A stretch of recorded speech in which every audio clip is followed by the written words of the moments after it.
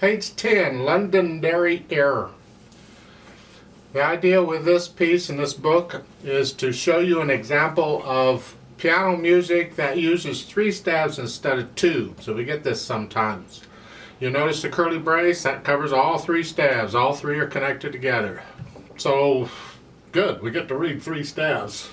And we got 2 hands. Good luck getting this. We'll work it out. We'll figure it out. I'm going to do that. Well, they labeled the stabs for you, left hand, right hand, left hand. This is just this piece, because in other pieces, any hand might be playing in any staff. So that's not a rule that when you have 3 stabs, it's going to be left hand, right hand, left hand. It's just for here. So I'm going to do the right hand first, and then we'll do the left hand, see what happens. Common time, you got 3 flats. We're in the key of E flat major. You have it, you need to go do my scale video on E flat major, 2 octaves up and down, do the intermediate level. You can also do the C minor scale because it also has 3 flats. It wouldn't hurt you to do the arpeggios too.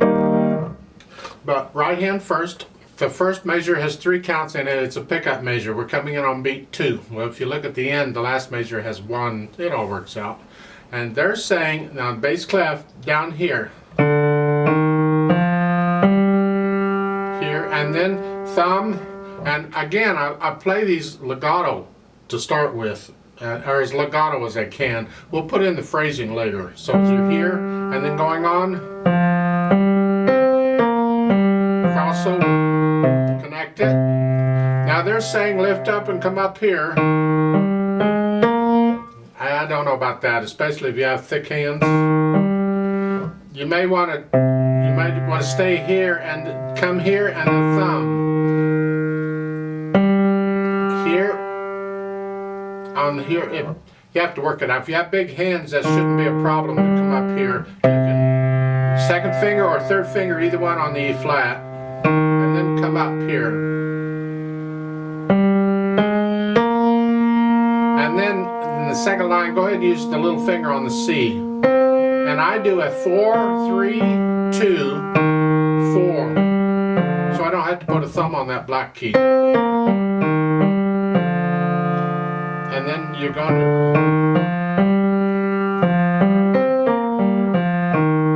Their fingering is fine. There's other fingerings we could use that's fine. This is not a fast piece. So it works out. And then the last 2 measures, you're here, or... thumb on that. The reason is because we want to hold that down as we play the B flat and the E flat. I use third finger on the B flat. I mean, the chord is that. The third finger is the one I would use. So, and you shouldn't have a problem even with big hands because you're not playing any white keys here. It's all black keys here. And then on page 11 we go to 2 steps. So now it's the upper staff here. Here, and then I do a 1-4 here. I want to hear that, and it'll be up to you how you do it. And you can do a third finger if you want, or slide off the 4, or do a 5th finger again. You have a choice. Which you want to do, pick one and stick with it. And then third finger.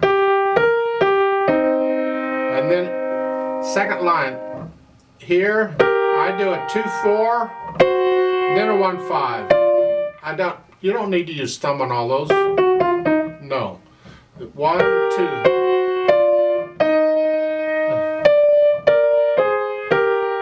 And this is the second line, third measure over. They sang 4. Yuck.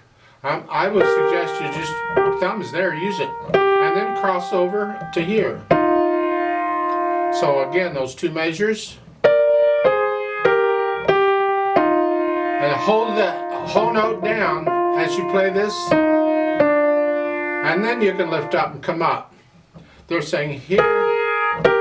I do a 2, 3, 4. I prefer a 3. You have to 2, 3, 1, 3, and then a 1, 2. The reason is because we got a G coming up way up here. I mean,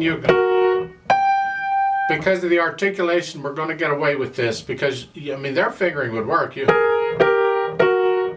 It's just going from here to here is farther, whatever, than if I used here or second finger. I don't have as far to go. And that's why I prefer that. So again, that measure, I would do a 2, 3, 1, 3, and then a 1, 2, and then here, you can do the 2 if you want. That's fine. And their fingering, this is the third line down, the last 2 measures on page 11. Their fingering is this.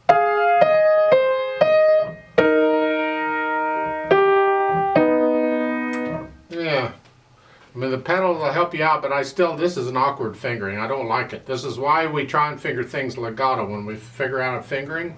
So I suggest you do this for those. Just a little finger on the E flat, and then you can do a 2-4 if you want, or a 1-4, 3, and then here. I protect the melody. I got it all legato. That's what I'm after. I want to feel the melody, so that's what I did.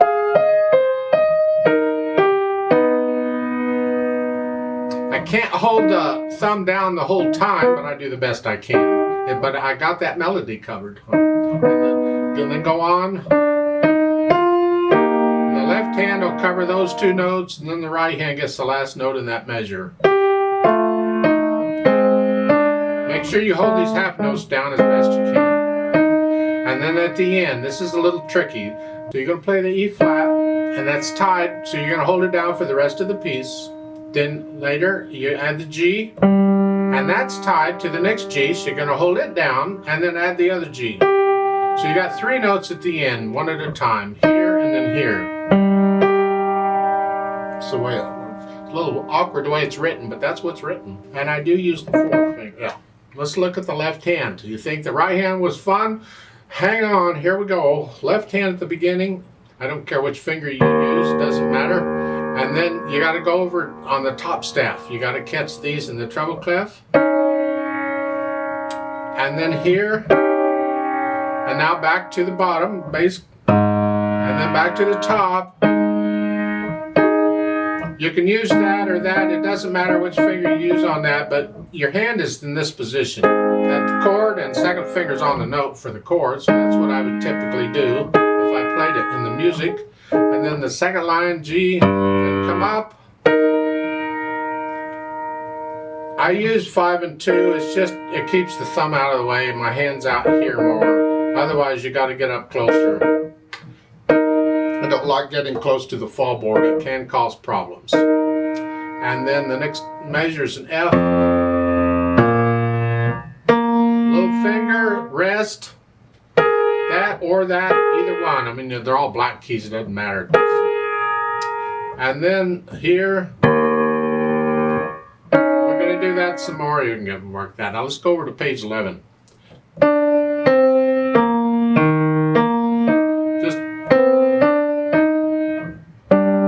I do a 3-1 here because it's closer to the 5-2 I need here. Otherwise, I'm going to move my hand down. No, just a 3-1, 5-2. Now, on the second line, first measure in the left hand, this is a little awkward. Here to here to here and here. You got to move here. There's other fingerings you can use to help you get from here to here. You don't have to use 5th finger on that G. There's other things you can use besides that, and I'll leave that. That's a personal thing. If you want, there's a 2-4, and you can use 2-4 again, or it's actually a 1-4, and that's a little closer. Again, if you prefer different fingering there in the left hand, go for it. Because I don't have a lot to suggest for you here. I can do a 1-3, and then a 1-3 or a 1-2, and that puts me, there's a lot of different possibilities here. Because of the articulation, the staccatos and the slurs, it's called a portato. I'll come back and talk more about it, but you're going to have separation between each notes anyway. And that gives you a chance. I mean, you could play them with 2-1, and you're closer to that C you need. You can do a 5-3-2, 4-3-2. They're fingering 4-2-1, 5-3-1. A lot of fingerings there you can use because you got to rest before and after. You got plenty of time to move. It's up to you. And then come down. Or 5-2 if you want. And then up here. So there's other fingerings you can use, and you'll have to decide on one. And when you decide it, make sure it's penciled in if it's different than the book, and stick with it for this piece. Some other piece you might have a different fingering, but right here, that's what you do. Don't keep changing your fingering back and forth. That makes it worse. So let's go on. This is the third line down, third measure. You have a whole note, and you're going to hold that down as you do the top note. And then they're saying 1. You don't have to do that. Rather than 1, just you can use a 2 there. It's there. Why not? And then a 4, and then the chord B, C flat, G flat, A. So you can go here. That you need to be able to do that in piano. Now, if you have really small hands, that might be a bit of a stretch for you, but do the best you can. Another fingering you can try is here is 2, 3, or I did 4, but you can do 3 if you can reach it. And now you can do that. And then the last line, the B flat G, and then I do a 2-5 and a 3-1. So I catch both of those chords in one hand position. And then here. And the last note is up here. Treble clef. Then we try to put the hands together and see what happens. Very, very slowly. You can hesitate all you need to. It's not important right now. We're just trying to work this out so the hands work together. You got here. Again, I'm still trying to play everything legato.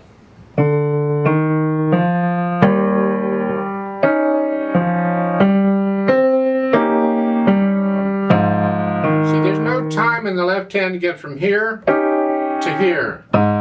In the first line there, this is the third and fourth measure. When you're here to here, there's no rest or anything. Do the best you can. Don't make it a quick jerky motion. You just lift up and move. So again, at the beginning,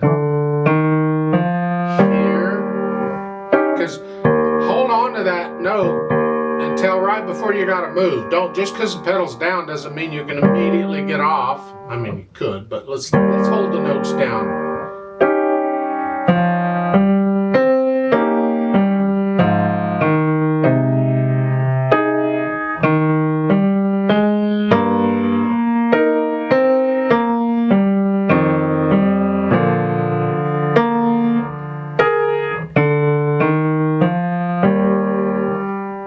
Here, you get the idea. But you work it out. Well, let's go over to page 11 now. You're up here.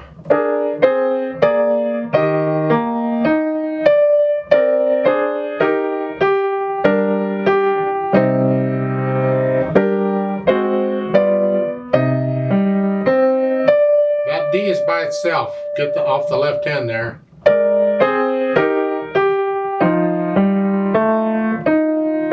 To hold that F down. So third line down, you're here and then here. The second beat on that on the first measure where the poco al largando is, huh?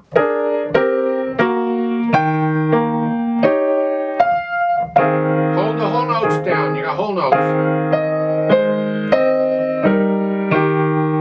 Now here, hold that down. Hold that down.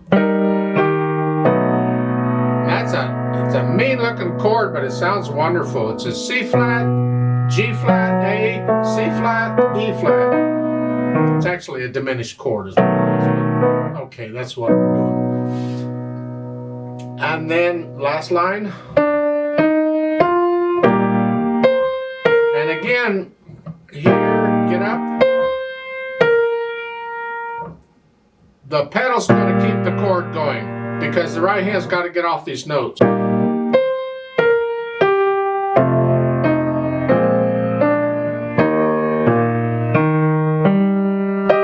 So at the end, you got these 3 notes and that note down. Once you have a handle on that, see if you can work out some of the hesitations. This may take a while, and that's all right. There's no hurry. Just work out the hesitations so you're a little more comfortable with what the hands are doing. Then we can go back and add the articulation. Once you're you're not concentrating so much on notes and fingerings and all that. The rhythm shouldn't be a problem. It's the notes and the fingerings, but then we can add the articulation. The beginning, slur it. This is very legato, but you can go ahead and lift up. I don't agree with that. I think it should all be slurred together, but they're doing it that way. So do that again. Here.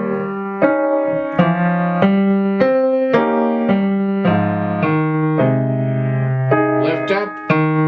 Here. Just lift both up. So there's just a little silence there. And again, they gotta. I would prefer to connect all that.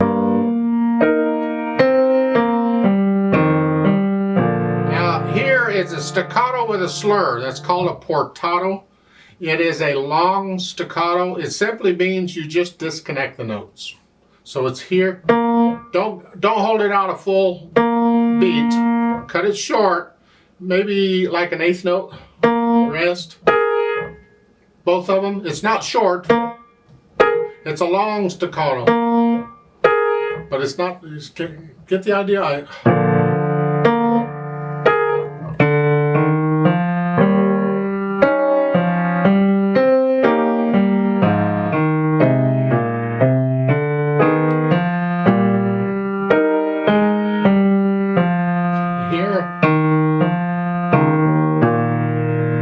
Two measures there on page 10, look out. You're here, and the thumb, but that note in the left hand is a G here, so you're on a black key here, so you can lift the hand up and get out of the way, and let the left hand slide in underneath. And then, because that B flat's got to be held down the whole time. And then you lift up. This, again, we're back to the portato thing. With the staccatos and the slur, you just separate the notes.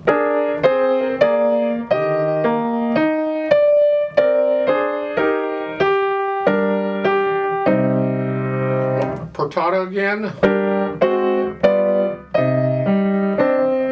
And I connect all these. I don't know why they want the slur to end there.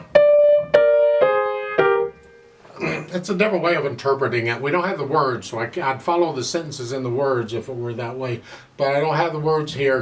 So, in my opinion, if you want to connect that, all one slur in that line, go ahead.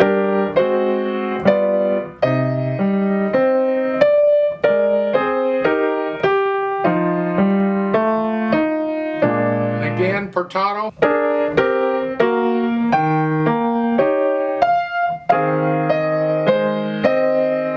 Watch out the fingering, remember the fingering. And then now lift up, it's a new phrase. Left. And I'd connect all this like one big long slur. I would not disconnect. From this point, this and this, I'd connect all that together.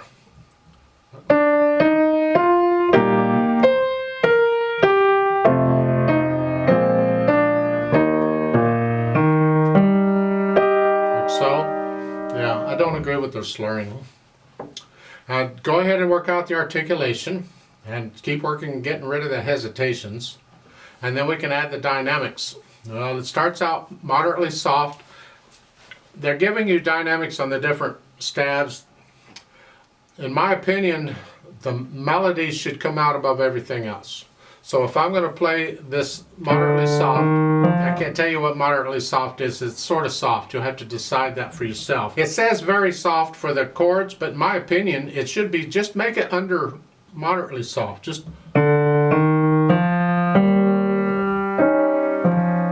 want to hear the melody, and you got a crescendo, and then you can come down, shape this, and then come up.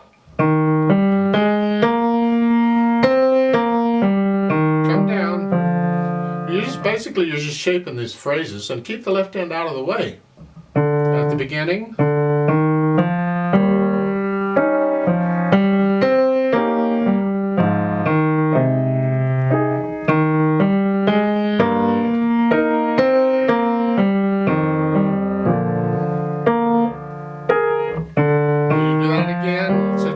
The dynamics. Now you get to top of page 11. Now you're going up to moderately loud. That's the top note. That's it. Everything else got to be under it.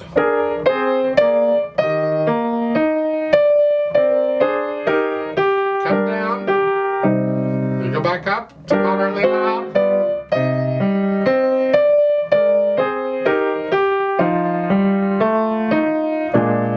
I went back down a little bit to moderately soft. It doesn't say to, I just felt it that way because now I'm going to go up to loud.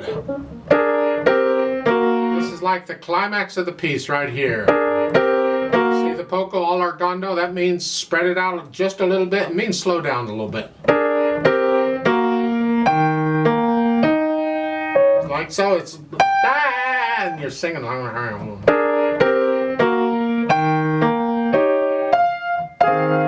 No matter what else you got going on in there, we want to hear that top. Not that one, but that one. It's here, here, here.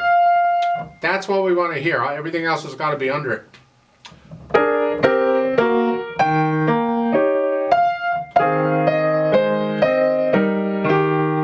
You came back down, now you're moderately soft.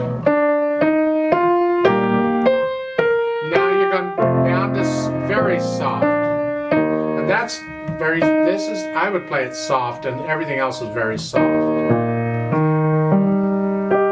and you end up very sweetly and softly. There's no retardando there. There isn't all argando on that two notes there. Just it's a rubato thing. It's you're just lingering on those notes a little bit. So that last line, you just hang on to those, stretch those out a little bit. You're just stretching the beat out a little bit.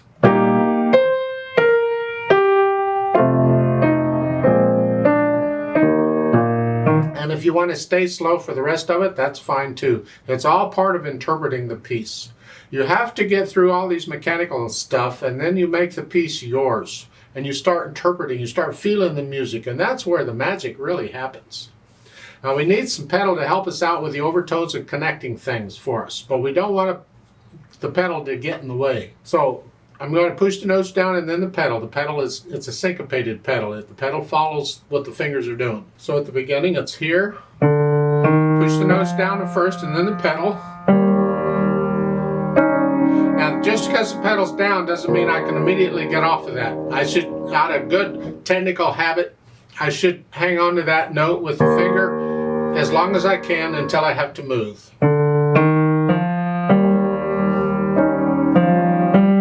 And I lift the pedal right after I play the G.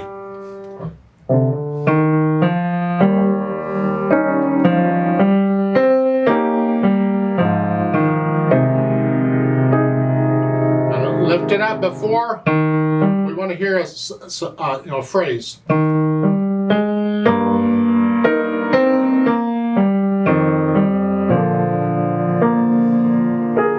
You're not going to hear the portato here, but you go through the technique just the same. It's just down and down. It's a long staccato. And then lift up before we go on. It's a new phrase.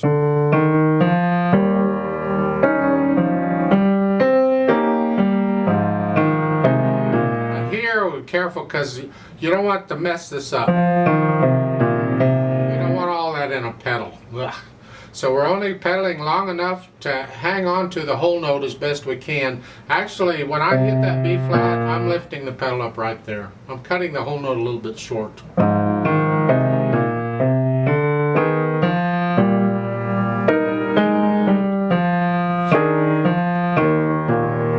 Here. And then lift everything up. It's a new phrase, and don't pedal this. We're not pedaling this because we need to connect the notes. We can do that with the fingers. We're pedaling it for the color of the sound. A lot of times when you're using pedal and you have longer held notes, you'll pedal them for the overtones. To add the color, it adds more. And that's really what we're doing here. We're just pedaling it to add color. And right after I play the D, I lift it up, because I would prefer this all be slurred together.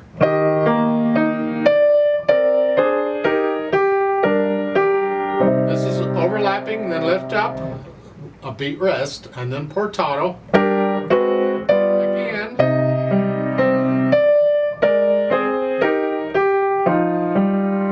Now they did this. Again, we would like to color this whole thing. The whole thing would be pedaled. The problem is we don't want to smear this. So we don't pedal it, but then when we're done moving around so much, we do pedal it. So we can add a little color at the end. That's fine. And then I suggest they're saying connect it all. I'd still like to hear a little silence. And I would pedal each of these notes separately. I want to hear the portato, but I want the overtones, because we're building up here. We get excited. So here I would pedal it, change it, lift the pedal with the hands. So I'm pedaling each one separately. That sounds different than this. See, that sounds a lot drier. And I don't want dry here. I'm getting excited.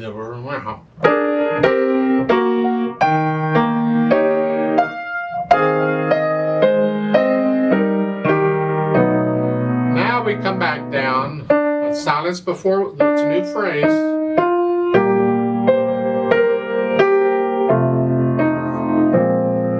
Now here, this is the last line, third measure. Here,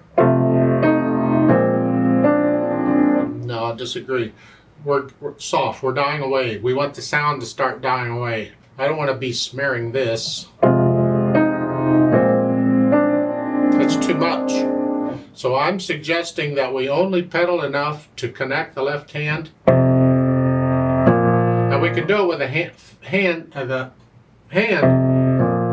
but I'm adding just a touch of color. Pedal it on the second beat, lift it up on the third, then put it down on the fourth. In other words, I'm pedaling beats 2 and 4.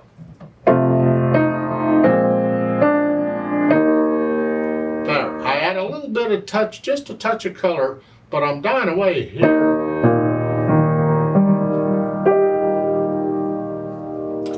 And then at the end, the hands and everything comes up. There's no formata there, you just lift up. Speed-wise, I think it's about how fast I've been going. You'll have to get to know the piece and start feeling it.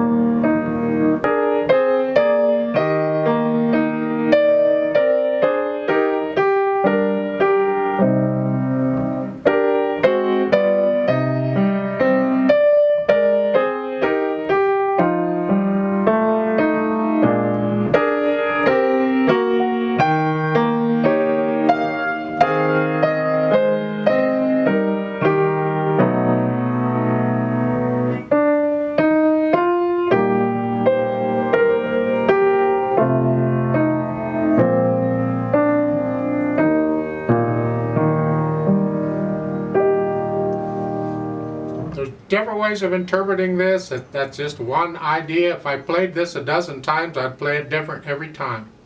Just how do I feel it? It's a beautiful piece to play for people.